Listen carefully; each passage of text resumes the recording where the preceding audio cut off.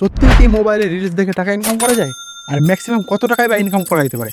এবং সেই ইনকাম কি উইথড্রল পাওয়া যাবে? এই সব প্রশ্নের উত্তর আপনি এই ভিডিওর মাধ্যমে জানতে পারবেন।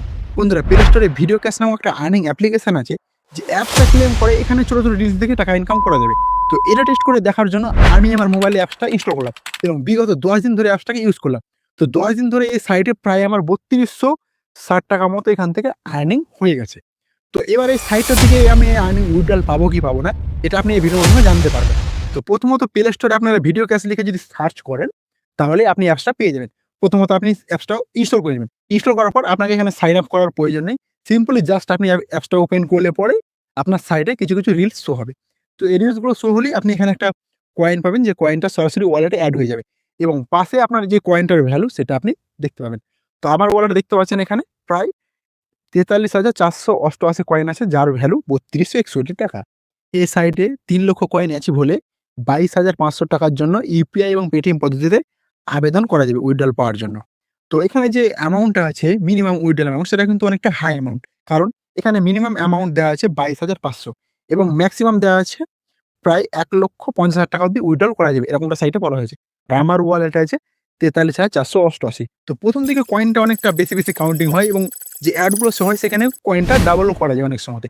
এবার ১ম দিকে যে একটা রিলস দেখে হয়তো যেখানে ৫০০ প্লাস ১,০০০ কয়েন দেয়, সেখানে কিন্তু আস্তে, আস্তে অনেকটা কয়েন কম দেয়। এর ফলে কি হয়? তাছাড়া এখানে যে মিনিমাম অ্যাচিভমেন্টটা আছে প্রায় ২২,৫০০।